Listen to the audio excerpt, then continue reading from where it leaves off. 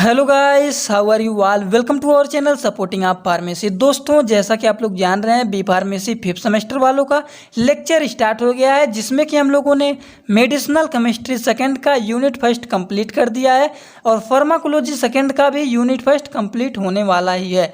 लेकिन आज से हम लोग का न्यू सब्जेक्ट स्टार्ट हो गया, जो कि आप लोगों ने इस सब्जेक्ट के बारे में अभी तक पीछे नहीं पढ़ा है। ये सब्जेक्ट डायरेक्टली 5th सेमेस्टर में आया है, जिसका नाम है फार्मास्यूटिकल जूरिस्प्रूडेंस। ये सब्जेक्ट ना ही हमारे फर्स्ट सेमेस्टर में था, ना ही सेकंड सेमेस्टर में था, ना ही थर्ड सेमेस्टर में था, ना ही फोर्थ सेमेस्टर में था। ये डायरेक्टली आया है 5th सेमेस्टर में और इस सब्जेक्ट के बारे में आप लोग को पढ़ना है। ये बहुत ज़्यादा महत्वपूर्ण है हम लोगों के लिए। बहुत सारे स्टूडेंट कंफ्यूज हो जा रहे थे कि ये सब्जेक्ट ऐसा है फार्मास्यूटिकल जूरिस्प्रूडेंस, ये कैसा सब्जेक्ट है, किस टाइप का इसका नाम है। तो इस सब्जेक्ट के बारे में आज पूरा का पूरा हम लोग पढ़ेंगे। यूनिट फर्स्ट हम लोग का है drug and cosmetic act 1940 and it's rule 1945। ठीक, तो आज हम लोग को पढ़ना है इसके बारे में। थोड़ा सा सभी लोग अपना सिलेबस निकालिए। आज हम लोगों को इस चैप्टर का इंट्रोडक्शन पढ़ना है कि जूरिस्प्रूडेंस है क्या, फिर डिफिनीशन पढ़ना है, फिर legal definition of schedule to be act and rule. तो शेड्यूल जो एक्ट एंड रूल है, ये बहुत ज़्यादा इंपॉर्टेंट है। इसको आप लोग बहुत अच्छी तरीके से अभी आगे पढ़ेंगे हम लोग। तो सभी लोग अपना सिलेबस निकालिए। देखिए, आज हम लोग को यहाँ से लेके इतना पूरा का पूरा ख़त्म कर देना है। उसके बाद नेक्स्ट जो आएगा वो है इम्पोर्ट ऑफ ड्रग। तो इसके बारे में हम लोग अगले लेक्चर में पढ़ेंगे, लेकिन आज हम लोग को इतना पूरा पढ़ के अच्छी तरीके से ख़त्म कर देना है और साथ में ही सभी लोग सूटेबल नोट्स बनाते हुए चलना। अब देखिए, फार्मास्यूटिकल जूरिस्प्रूडेंस होता क्या है। फार्मास्यूटिकल जूरिस्प्रूडेंस फार्मेसी के लोगों के लिए बहुत ज़्यादा इंपॉर्टेंट होता है। दोस्तों, ये सब्जेक्ट थोड़ा सा मैं बताता हूँ अपने तरीके से, आप लोग समझिए।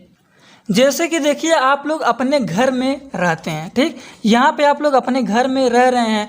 अब घर में आप लोग रह रहे हैं, लेकिन यहाँ पे देखिए, मान लीजिए दारू का ढाबा है, फिर यहाँ पे मान लीजिए कोई अच्छी दुकान है जहाँ पे आप लोग जा सकते हैं, यहाँ पे आप लोग नहीं जा सकते हैं। तो आप लोग के लिए एक नियम कानून बना होता है। पापा बोलते हैं यहाँ पे नहीं जाना है, यहाँ पे स्कूल है यहाँ पे जाइए, और यहाँ पे कापी किताब की दुकान है यहाँ पे जा सकते हैं। और आप लोग यहाँ पे देखिए और भी स्विमिंग पूल है, तो यहाँ पे भी डेंजरस है। तो ये कहा गया है कि आप लोग के घर वाले बताते हैं, जैसे जो मेन हेड होते हैं, पापा हो गए, मम्मी हो गए, और हम लोग यहाँ पे हैं, तो जो हेड होते हैं वो बताते हैं कि यहाँ पे नहीं जाना, यहाँ पे खतरा है, यहाँ पे जाने से ये होगा, यहाँ पे जाने से ये होगा, ये करने से ये होगा। मतलब ये कह रहा है कि आप लोग हमारी बातों को समझिए, मैं कहना क्या चाह रहा हूँ। फार्मास्यूटिकल जूरिस्प्रूडेंस वह होता है, फार्मेसी का वह ब्रांच है जिसके अंतर्गत हम कौन सी दवाओं को कैसे बनाना है, मेडिसिन को कैसे बनाना है, उसको कैसे बेचना है, और उसका देख रेख कैसे करना है, उसकी जानकारी कैसे कैसे लेना है, क्या क्या करना है, उसके बारे में पूरी जानकारी। इसमें बहुत से नियम होते हैं, कानून होते हैं, तथा इसके पालन न करने पे कौन कौन सी सज़ा होती है। ठीक, जैसे आप लोग कहीं पे जाते हैं घूमने, फिर पापा बोले थे कि वहाँ पे नहीं जाना है, लेकिन आप लोग फिर भी जाते हैं वहाँ पे। फिर जब आते हैं घर पे, उनको पता चलता है कि आप लोग वहाँ पे गए थे, हमारे ना कहने के बावजूद भी कि वहाँ पे नहीं जाना, लेकिन फिर भी गए थे। तो आप लोग को कौन कौन सी सज़ा मिलती है, पापा लोग कौन सी सज़ा देते हैं, वो तो आप लोग को पता ही है। ठीक, यही सब जानकारी इसमें शामिल होती है।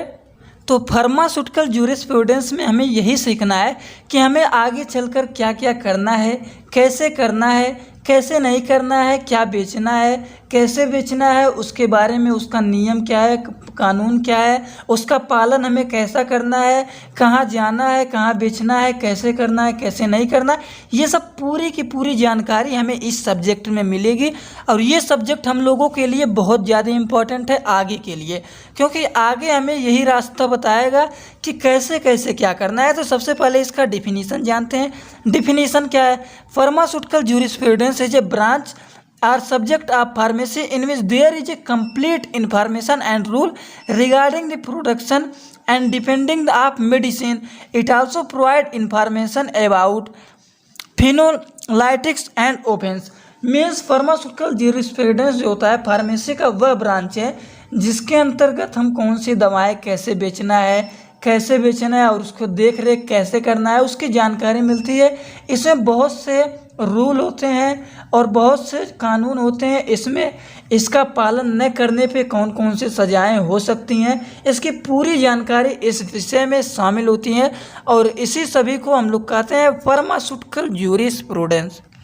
ठीक, फार्मास्यूटिकल ज्यूरिस्प्रूडेंस। इंट्रोडक्शन देखिए, इंट्रोडक्शन में हम लोग क्या क्या जानेंगे। ये सब्जेक्ट आप लोग के लिए मैं बनाया हूँ इसीलिए कि आप लोगों को ज़्यादा समझाना ना पड़े, 60 नोट एक बार पढ़ लीजिए, बस आप लोग का तैयार हो जाएगा। इंट्रोडक्शन देखिए, the central delegative assembly past drug and cosmetic act 1940 में एंड इसका रूल 1945 में 7 में and opposite objective and regulate the import manufacture and distribution and sale of drug and cosmetic. और ये अप्लीकेबल है कहाँ कहाँ पे, it is applicable on allopathic, homeopathic, Unani and Siddha drugs as well as contraceptive, mosquito repellent cream, lotion, cosmetic and device use for internal या फिर external, इसको use कर सकते हैं डायग्नोसिस के लिए। ठीक, देखिए यहाँ पे लिखा गया है। तो ये तो हो गया फार्मास्यूटिकल ज्यूरिस्प्रूडेंस का डिफिनीशन कि फार्मास्यूटिकल ज्यूरिस्प्रूडेंस होता क्या है। ठीक, इसके बारे में इंट्रोडक्शन हो गया। अब देखते हैं ऑब्जेक्टिव। ऑब्जेक्टिव में क्या लिखना है आप लोगों को, कैसे कैसे क्या लिखना है उसको सभी देखिए। ऑब्जेक्टिव में फर्स्ट पॉइंट लिखेंगे the drug and cosmetic act 1940 provide the central ligation. ठीक, ये जो है ड्रग्स कॉस्मेटिक ये प्रोवाइड किया था सेंट्रल लिगेशन में, कितने में, 1940 में, which regulate import manufacture distribution and sale of drug and cosmetic in the country. The main objective of act is to ensure that drugs available to the people are safe, efficacious at the cosmetic market, safe for use, safely इसको use किया जाता है। मतलब medicine को ऐसा बनाया जाता है, एकदम इतना सेफली बनाया जाता है जिससे लोगों को कोई इफेक्ट ना पड़े उनके अंदर, और वो भी बताया जाता है कि वो लोग को भी कैसे यूज करना है, मेडिसिन को कैसे रखना है। ये नहीं कि फाड़ के कहीं पे रख दें फिर उसको बाद में वैसे खुला हुआ मेडिसिन को खाएं, नहीं, जो मेडिसिन को खोलिए उसको तुरंत खाइए, कैसे कैसे यूज करना है सब कुछ आप लोगों को बताया जाता है। ठीक, नेक्स्ट पॉइंट देखिए ऑब्जेक्टिव का, this provide the regulation of sale and distribution of drug and cosmetic whereby only qualified and trained person can be undertake their handling, compounding and distribution. अब मतलब क्या हुआ कि ये जो मेडिसिन लोग प्रोवाइड करते हैं ये ऐसे ही नहीं आम जनता की प्रोवाइड कर दें, जो पढ़े नहीं लिखे हैं वो भी दवा को बांटने लगे, ऐसा कुछ नहीं है।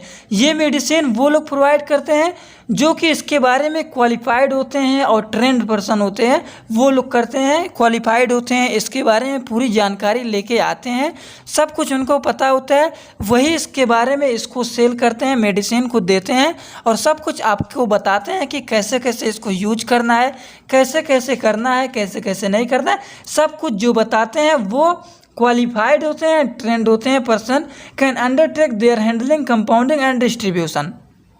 तो ये तो हो गया इतना इसका ऑब्जेक्टिव। अब देखते हैं डिफिनीशन।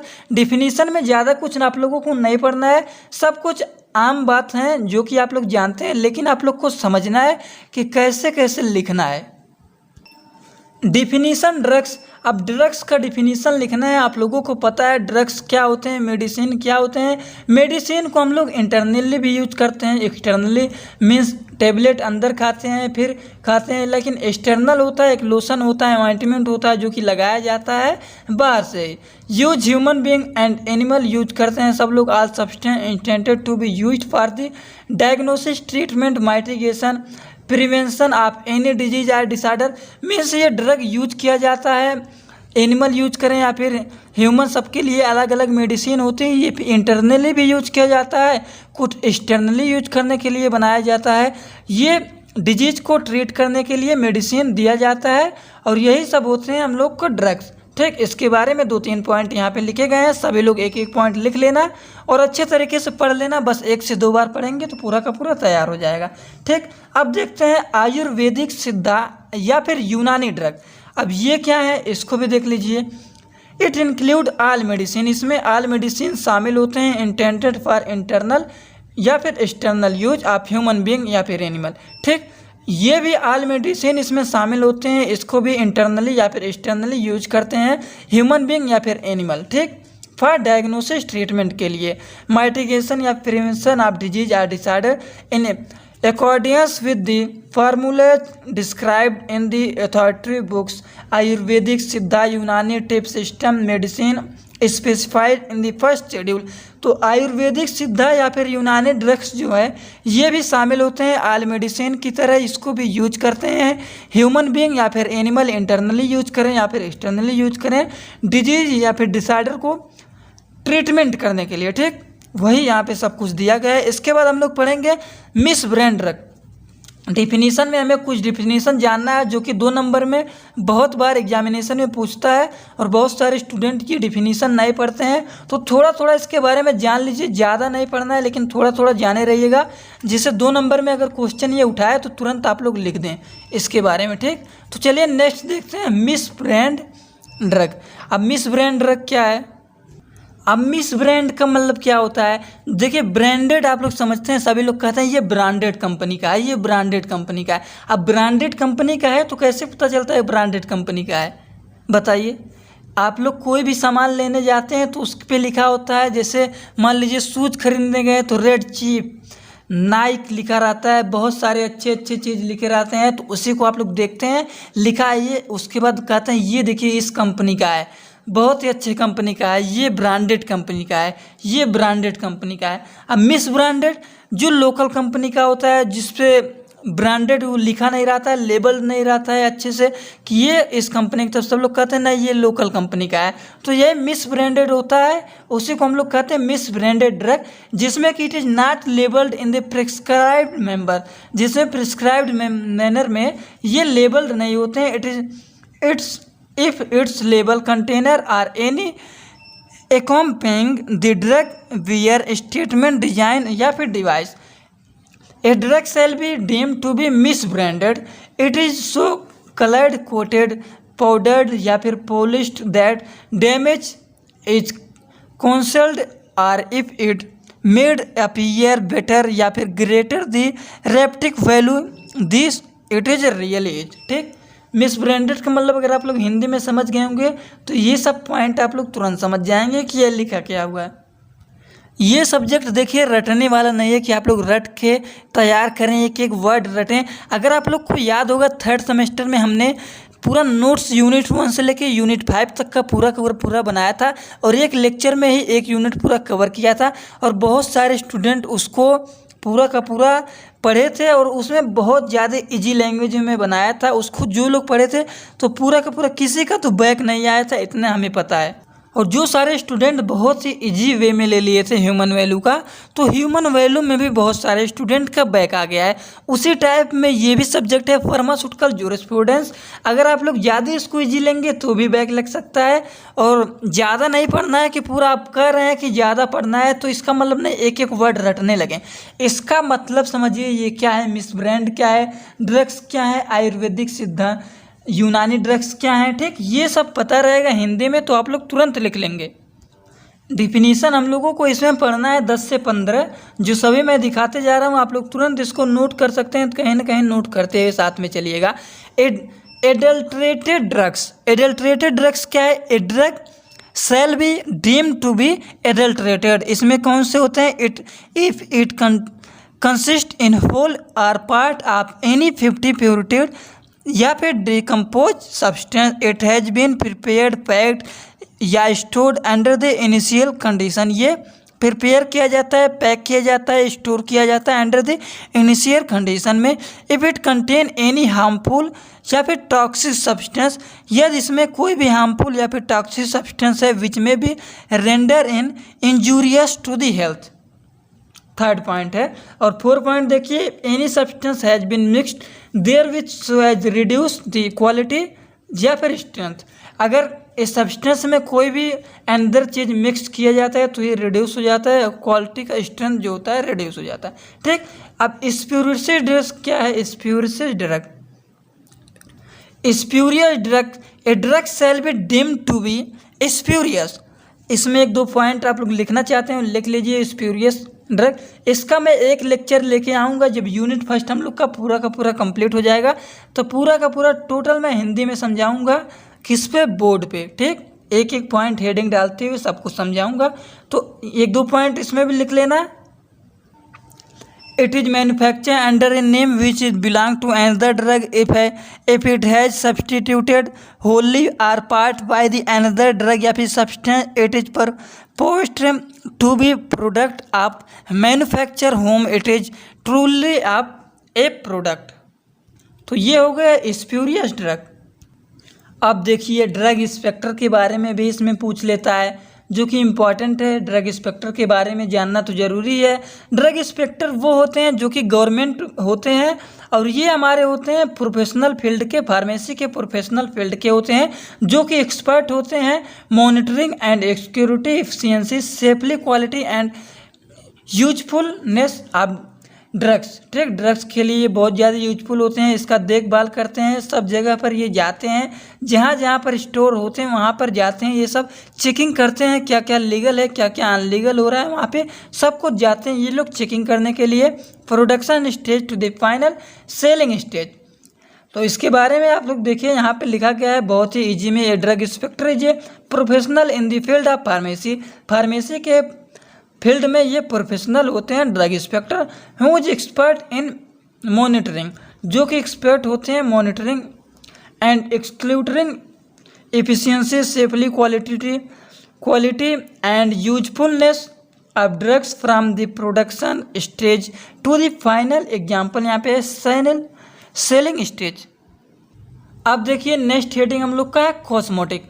अब कॉस्मेटिक क्या है इसके बारे में हम लोगों को जानना है, और भी जानना है मिसब्रांडेड कॉस्मेटिक क्या होता है, स्प्यूरियस कॉस्मेटिक क्या होता है। तो देखिए कॉस्मेटिक जो है any article intended to be rubbed, poured, skinned या फिर इसको बोलेंगे spread on or introduce into otherwise applied to the human body या फिर any part there is for cleaning, beautifying, promoting attractiveness includes any article intended for use for component cosmetic. ठीक, किसी भी component में इस कॉस्मेटिक का use कर सकते हैं। मिस ब्रांडेड कॉस्मेटिक क्या होता है अभी हमने बताया। मिस ब्रांडेड का मतलब देखिए इसमें भी वही कह रहा है, ये इट कंटेन एक कलर जिसमें कि प्रिस्क्राइब्ड नहीं होना चाहिए, जो कि प्रिस्क्राइब्ड ना हो। इफ इज नॉट लेबल्ड, यह लेबल नहीं है प्रिस्क्राइब्ड मैनर में, तो वो है मिस ब्रांडेड कॉस्मेटिक। ठीक, यही है कि लेबल नहीं होता है उसमें,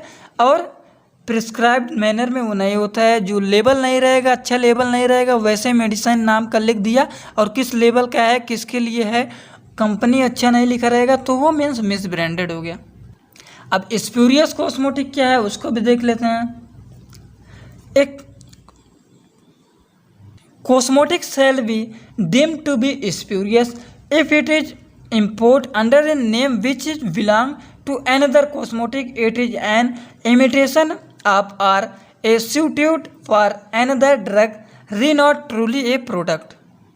ठीक, ये हो गया हम लोग का स्प्यूरियस। देखिए एक एक पॉइंट जो यहाँ पे लिखे गए हैं ये सब 2 नंबर में बहुत ज़्यादा क्वेश्चन बनते हैं, इसीलिए डिफिनीसन जो दिया गया है हेडिंग, तो डिफिनीसन है, बहुत सारे डिफिनीसन आते हैं। अगर इतने डिफिनीसन आप लोग तैयार कर लें तो 4 से 6 नंबर आप लोग को यहाँ से बन जाएंगे। अब देखिए नेक्स्ट हेडिंग आ गया ड्रग स्टोर। अब ड्रग स्टोर क्या है, ड्रग स्टोर का मतलब हो गया मेडिकल स्टोर। अब मेडिकल स्टोर ये देखिए बिना लाइसेंस के बिना आप लोग नहीं खोल सकते हैं। जब तक लाइसेंस नहीं रहेगा, परमिशन नहीं रहेगा, तब तक आप लोग नहीं खोल सकते हैं। ये नहीं कि आप लोगों के पास पैसा है तो जैसे किराना की दुकान खोल देते हैं, बेचते हैं, सब लोग सब्जी बेचने लगते हैं और भी सामान बेचने लगते हैं, तो उसी तरह से ये भी नहीं कि पैसा आप लोग के पास ज़्यादा है तो आप लोग तुरंत मेडिकल स्टोर खोल के दवा बेचने लगे। इसके लिए भी आप लोगों की परमिशन की ज़रूरत होती है, लाइसेंस मिलेगा, परमिशन मिलेगा, तब आप लोग जाके अपना 2 साल का कोर्स हो या फिर 4 साल का बी फार्मेसी कर रहे हैं या फिर डी फार्मेसी कर रहे हैं, मीन्स कोर्स कंप्लीट करेंगे, लाइसेंस मिलेगा, तभी आप लोग स्टोर को खोल सकते हैं। और जब आप लोग खोलेंगे तो उसके पहले पढ़ेंगे, जब पढ़ेंगे तो पूरी जानकारी रहेगी, उसके बारे में क्वालिफाइड पर्सन हो जाएंगे आप लोग भी। तो जब आप लोग क्वालिफाइड पर्सन हो जाएंगे तभी मेडिसिन के बारे में जानकारी रहेगी। जब मेडिसिन के बारे में जानकारी रहेगी तब आप लोग मेडिसिन ड्रग स्टोर खोल सकते हैं। वही इसके बारे में यहाँ पे लिखा गया है। फार्मेसी क्या है, pharmacy license permission for the sale of drugs, drugs को सेल करने के लिए लाइसेंस की परमिशन मिलती है फार्मेसी में, which required to services a qualified person, जो कि रिक्वायर होते हैं क्वालिफाइड पर्सन यहाँ पे सर्विस करने के लिए, but where the drug are not compounded अकेंड प्रिस्क्रिप्शन। ठीक, ये हो गया फार्मेसी के बारे में। ये सब छोटी छोटी बातें हैं, अगर आप लोग जान रहे हैं तो भी अच्छी बात है, नहीं जान रहे हैं तो आप लोग बनाने की तरीका देखिए किस टाइप से बना के लिखना है। क्वालिफाइड पर्सन क्या है इसमें, तो देखिए क्वालिफाइड पर्सन, देखिए डिफिनीशन थोड़े से ज़्यादा हो जा रहे हैं, तो हम लोगों को जो ये है ये हम लोग कल के लेक्चर में पढ़ेंगे, schedule to the act and rule. इसके बारे में पूरा का पूरा रूल हम नेक्स्ट पार्ट में पढ़ेंगे, जिससे आप लोग पूरा का पूरा अच्छी तरीके से समझ जाएं। लेकिन पहले आप लोग को डिफिनीशन तैयार करना है, क्योंकि डिफिनीशन इंपॉर्टेंट है। क्वालिफाइड पर्सन क्या है, he is a person holding diploma or degree in pharmacy. Qualified person इसमें वही होते हैं जो कि diploma, D pharmacy, B pharmacy complete कर देंगे। It is registered pharmacist under the pharmacy act 1948, ये फार्मेसी का एक्ट 1948 में आया था। हैज मिनिमम 4 ईयर, जो कि मिनिमम 4 ईयर का होता है। ये नहीं कि आप लोग कहीं सुने हैं कि बी फार्मेसी या फिर डी फार्मेसी 6 ईयर का होता है। बहुत सारे स्टूडेंट का इतना ज़्यादा बैक लग जाता है कि वो 4 ईयर का सिलेबस जो होता है, 4 ईयर का कोर्स होता है, वो 5 से 6 साल में कंप्लीट करते हैं। तो ये नहीं है कि 4 साल का है तो आप बहुत सारे स्टूडेंट 6-6 साल में करते हैं कंप्लीट। डी फार्मेसी का कोर्स 2 साल का होता है, लेकिन बहुत सारे स्टूडेंट 3 साल में कंप्लीट करते हैं। तो ये नहीं है, लेकिन इसका रूल यही है कि ये मिनिमम 4 ईयर का एक्सपीरियंस होता है। 4 ईयर का कोर्स आप लोग कंप्लीट कर लेंगे, पूरा का पूरा नॉलेज लेंगे तो वो हो जाएंगे आप लोग भी क्वालिफाइड पर्सन। तो जब क्वालिफाइड पर्सन हो जाएंगे, ड्रग स्टोर खोल लीजिए, फार्मेसी के सभी बारे जान लीजिए, फार्मासिस्ट बन जाइए, ड्रग इंस्पेक्टर बन जाइए, सब कुछ आप लोग बन सकते हैं तैयारी करने के बेस पे। ठीक, गवर्नमेंट एनालिसिस क्या है, a government analysis appointed by the central government or state government who shall analyze or test cause to be analyzed or test such as sample of drug may be sent him by inspectors। अब manufacture क्या है, manufacture जहाँ पे बनाया जाता है, सब कुछ कैसे कैसे मैन्युफैक्चर किया जाता है वो सब यहाँ पे बताया गया है। It relation to any drug or cosmetic include in any process part of process for making, altering, ornamenting, finishing, packing, labelling, breaking, मतलब कैसे कैसे उसको बनाना है, कैसे कैसे पैक करना है, कैसे कैसे लेबलिंग करना है, क्या क्या लेबलिंग करना है, क्या क्या नहीं लेबलिंग करना है, सब कुछ जो कुछ होता है वही सब प्रोसेस होता है हम लोग का मैन्युफैक्चर। देखिए आप लोग लेक्चर को अटेंड करिए, उसके बाद एक एक हेडिंग को लिखते हुए अगर लिख लेंगे तो एक बार पढ़ लेंगे तो पूरा का पूरा तैयार हो जाएगा।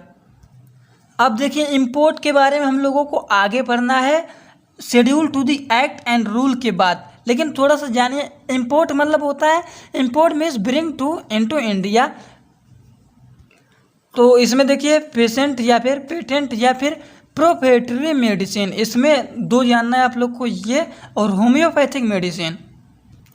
तो ये भी रिलेशन होते हैं इन रिलेशन आयुर्वेदिक, सिद्धा, यूनानी टाइप सिस्टम के मेडिसिन के आल फार्मूलेशन के ये होते हैं रिलेशन के, containing only such as maintain the formula describe. ठीक, इसके फार्मूले थोड़े बहुत डिस्क्राइब्ड होते हैं, लेकिन ये इसी के रिलेशन में आते हैं। आयुर्वेदिक, सिद्धा, यूनानी टाइप सिस्टम के आल मेडिसिन फार्मूलेशन के भी ये आते हैं रिलेशन में। अब होम्योपैथिक मेडिसिन क्या है, अब देखिए इट इंक्लूड एनी ड्रग, ये भी शामिल होते हैं किसी भी ड्रग में, and which therapeutic efficiency been establish through long clinical experience and described in authoritative homeopathic literal prepared according to technique of homeopathic pharmacy.